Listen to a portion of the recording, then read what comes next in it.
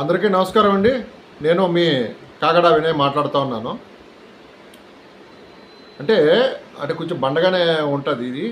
శవాల మీద పేలాలు ఏరుకునే రకం మన క్రైస్తవ పాస్టర్లు ఈ మధ్య తయారయ్యారు.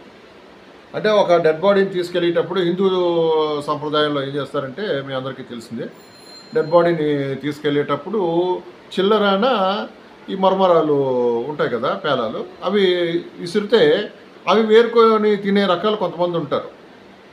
సో అలాగా మన క్రైస్తవ పాస్టర్లు కొంతమంది తయారయ్యారు. ఎందుకు ఇంత భయంకరంగా చెప్తున్నాను అంటే, ప్రవీణ్ పగడాల పాస్టర్ గారి తాలూకా చావు మన పాస్టర్లు కొంతమందికి బాగా కలిసి వచ్చింది, చాలా బాగా కలిసి వచ్చింది. పాపం ఆయన చనిపోయిన తర్వాత అద్భుతమైన దైవ సేవకుడు, మంచి వ్యక్తి, సౌమ్యుడు, ఒక 10 మందికి ఉపయోగపడే మనిషి, 10 మందికి సహాయం చేసే మనిషి చనిపోయారు ఆయన. దానికి సంబంధించి మన కేఏ పాల్ గారు, అమలాపురం ఎంపీ హర్షకుమార్ లాంటి వారు కొంచెం సీరియస్గా సొంత డబ్బులు పెట్టుకొని కోర్టులో కేసులు వేయటం, దీనికి సంబంధించి మొదటి నుండి పోరాటం చేస్తూ ఉన్నారు. ఈ క్రమంలోనే కొంతమంది పాస్టర్ల పాపం మొదట్లో చాలా సీరియస్గానే దీనికి సంబంధించి వ్యవహారాలను నడపడం ఇవన్నీ జరిగింది.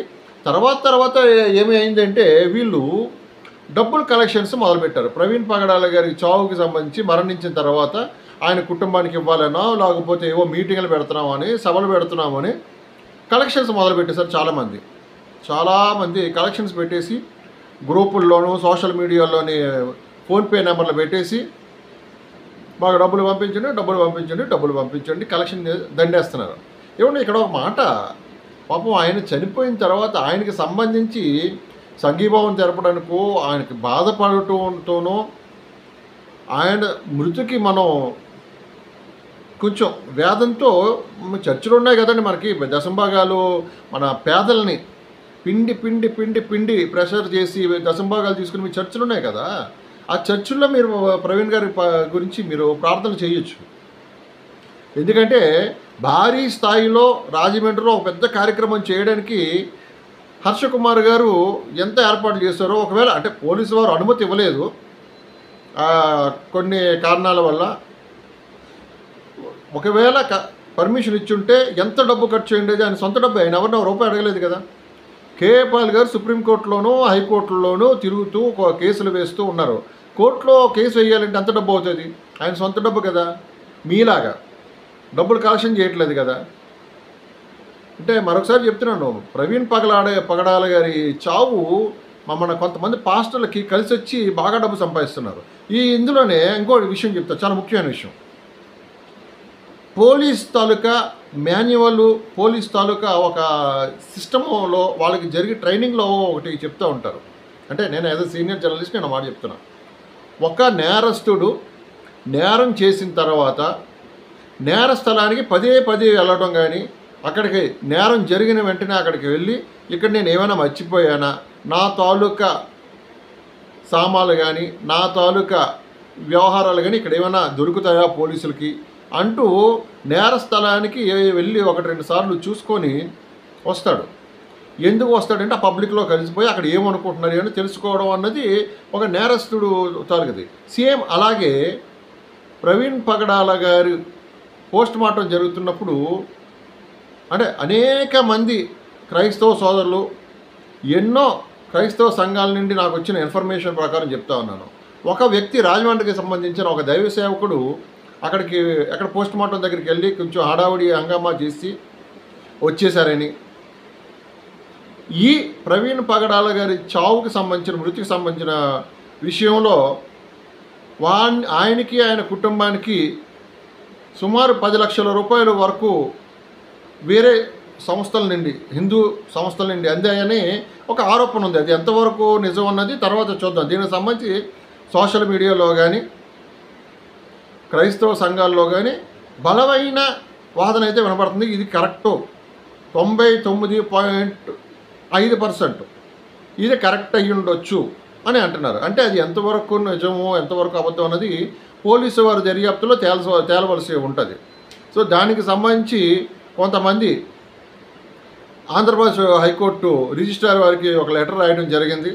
దీని మీద పూర్తి దర్యాప్తు చేయడానికి సిఐడి వారికి ఆదేశాలు ఇమ్మని ఆంధ్రప్రదేశ్ హైకోర్టు రిజిస్ట్రార్ వారికి లెటర్ పెట్టడం జరిగింది. ఎందుకంటే కేసు పెట్టడం కాదు, ఇది పిల్లు వేయటం కాదు. ఎందుకంటే హైకోర్టు నుండి డైరెక్షన్స్ ఇమ్మని పెట్టడం జరిగింది. కోర్టులో కేసు వేయటం వేరు, పిల్ వేయడం వేరు, పిటిషన్ ఇవ్వటం వేరు. సో అదే సమయంలో హైకోర్టు రిజిస్ట్రార్ వారికి ఇచ్చిన ఆ కాగితాలతో పాటు రాజమండ్రి సిఐడి డిపార్ట్మెంట్కి, పోలీస్ డిపార్ట్మెంట్కి కూడా రాతపూర్వకమైన ఫిర్యాదులు చేయడం జరిగింది. ఎందుకంటే ఈ విషయంలో ప్రవీణ్ పగడాల గారి మృతి విషయంలో ఇలా జరుగుతూ ఉంది, ఒక 10 లక్షల రూపాయల వరకు చేతులు మారాయి అని ఒక గందరగోళం ఉంది కదా. గందరగోళానికి తెరదించమని పిటిషన్ అయింది. తర్వాత చాలా హడావుడి చేసిన ఒక ఇద్దరు పాస్టర్లో పాస్టర్ అజయ్ బాబు గారు పాపం ఆయన చాలా కష్టపడ్డారు. ఆయన్ని జైల్లో పెట్టడము, అరెస్ట్ చేయటం, కొన్ని రోజులు జైల్లో ఉంచడం, గుండు కొట్టడం ఇలా జరిగింది. సరే, ఆయనతో పాటు ఉన్న పాస్టర్ గారు ఇంకొక పాస్టర్ గారి మీద కూడా ఆరోపణలు చాలా ఎక్కువయ్యాయి. ఎందుకంటే ఆయనకి కర్ణాటక నుండి కొంతమంది క్రైస్తవ పెద్దలు కానీ కొంతమంది ఆయనకి డబ్బులు పంపించారని ఈ విషయంలో ఇవన్నీ ఆరోపణలు. ఇవన్నీ తర్వాత తేలవలసి ఉన్నాయి. పంపించారని, దీని మీద ఆయన సొంతాన్ని వాడుకున్నాడని, ఒక 3 ఫోన్ నెంబర్లు ఏవో బయట నుండి తీసుకుని ఆ ఫోన్ నెంబర్లకి ఫోన్పేల ద్వారా డబ్బులు వస్తున్నాయని, ఆ వచ్చిన డబ్బుల్లో ఎవరెవరో పాపం ఆ వచ్చిన డబ్బుల్లో కొంతమంది ప్రెషర్ చేసేటప్పటికి ఓ 40,000 45,000 ప్రవీణ్ పగడాల గారి వైఫ్కి ఈ పాస్టర్ గారు పంపించినట్టు తెలుస్తూ ఉంది. ఏది ఏమైనా ప్రవీణ్ పగడాల గారి మృతి విషయంలో పాస్టర్లకి చాలా కలిసి వచ్చింది. రకరకాల అవినీతులు జరుగుతూ ఉన్న ఆయన పేరు పెట్టుకొని ఆయన చావుకు సంబంధించి. సో ఎవరి చేతికి ఎవరి నుండి ఎన్ని లక్షల రూపాయలు మారాయి, అసలు ఇది హత్య యాక్సిడెంటా, ఒకవేళ హత్య జరిగితే ఆయన రాజమండ్రి రావడానికి కారకులు ఎవరు లాంటి విషయాలతో పాటు ఈయన చనిపోయిన తర్వాత ఎవరెవరు డబ్బులు వసూలు చేస్తూ ఉన్నారు, ఏ ఫోన్ నెంబర్లన్నీ చేస్తున్నారు, ఏ బ్యాంక్ అకౌంట్ నుండికి ఎంతో డబ్బులు వెళ్తున్నాయన్న విషయాలన్నీ కూడా మీకు నెక్స్ట్ వీడియోలో పూర్తి వివరాలు ఇప్పుడు నా దగ్గర ఉన్నాయి. కాకపోతే ఈ వీడియో పెద్దది కాబట్టి నెక్స్ట్ వీడియోలో మీకు అందరికీ కూడా తెలియజేస్తూ ఉన్నాను. ఒక్కటి మాత్రం చెప్తున్నాను, ప్రవీణ్ పగడాల గారి మీద ప్రేమతో నిజంగా బాధ అనిపిస్తూ ఆయన కుటుంబానికి ఆయన మృతికి సంతాపం తెలియజేసేవారు చాలామంది ఉన్నారు ప్రేమతో. అదే అదనుగా సందట్లో సడేమియాలాగా వీళ్ళందరూ డబ్బులు చేస్తున్న దొంగ పాస్టర్లు ఉన్నారు. ఒక చర్చ్ ఉండదు, ఒక కాంగ్రిగేషన్ ఉండదు, వెనకాదల 10 మంది ఉండరు. కానీ వీళ్ళంతా జాతీయ నాయకులుగా పెద్ద పెద్ద పాస్టర్స్లా, రెవరెండ్లా, డాక్టర్స్ లాగా వీళ్ళు చేస్తూ డబ్బులు వసూలు చేస్తున్నారు. ఇది చాలా తప్పు. ప్రతి ఒక్కరూ కూడా సమాధానం చెప్పుకోవాల్సిన అవసరం ఉంటుంది. కాబట్టి వీళ్ళందరి మీద ఖచ్చితంగా పనిష్మెంట్ అయితే ఉంటుంది, దర్యాప్తు అయితే జరుగుతుంది. ఇప్పటి వరకు ప్రభుత్వమో లేకపోతే మహాసేన రాజేష్ లాంటి వాడు పోలీసులో ఇది యాక్సిడెంట్ అని కొట్టిపారేస్తున్నారు. సరే, అది ప్రభుత్వం తాలూకా వ్యవహారం. ఆ ఇన్వెస్టిగేషన్ వాళ్ళు చేస్తూ ఉంటారు. తర్వాత కేఏ పాల్ గారు, హర్షకుమార్ గారు ఇలా కొంతమంది కోర్టులో వేసిన పిటిషన్లు కానీ, సిఐడికి, హైకోర్టు రిజిస్ట్రార్ గారికి, తర్వాత సూపరింటెండెంట్ ఆఫ్ పోలీస్ రాజమండ్రి వారికి ఇచ్చిన పిటిషన్ విషయాల్లో కూడా దర్యాప్తులు వేరుగా జరిగితే ఆ కేసుల వ్యవహారం వేరు, ఈ దర్యాప్తుల వ్యవహారం వేరు.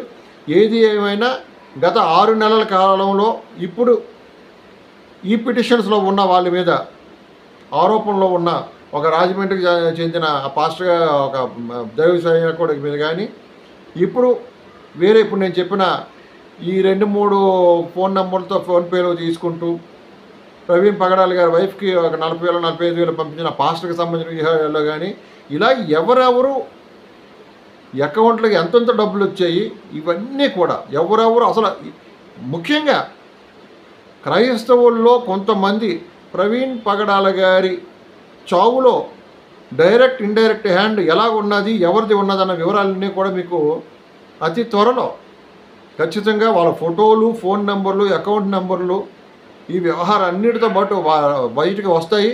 ఖచ్చితంగా ఒక మంచి వ్యక్తి, ఒక పాస్టర్ ప్రవీణ్ పగడాల గారు చనిపోవడం బాధాకరమైన విషయం, కానీ ఆయన చావుని మిస్టరీగా ఉంచడం అన్న చాలా దుర్మార్గమైన విషయం. అది పోలీసు వారు కావచ్చు, ఇది కావచ్చు. దానితో దేవుని పేరు చెప్పుకుంటూ ఒక దైవ సేవకుడి మరణానికి ప్రత్యక్షంగా పరోక్షంగా కారకులైన వారి బతుకులు కూడా బయటికి వస్తాయి. నేను తీసుకొస్తాను నేను. సో ప్రార్థన చేయండి, ఆయన ఆత్మకి శాంతి కలగాలని, ఆయన కుటుంబానికి ఓదార్పు కలగాలని చేయండి.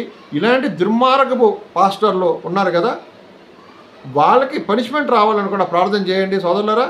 నేను మీ కాగడ వినయ్ని మరొక వీడియోతో పూర్తి వివరాలతో పాటు పూర్తి డీటెయిల్స్, రికార్డెడ్ ఎవిడెన్స్లు ఆల్రెడీ ఉన్నాయి. ఫోటోలు, బ్యాంక్ అకౌంట్ల దగ్గర నుండి ట్రాన్సాక్షన్స్ దగ్గర అన్నీ కూడా మీతో పంచుకుంటాను నేను. నమస్తే, మీ వినయ్.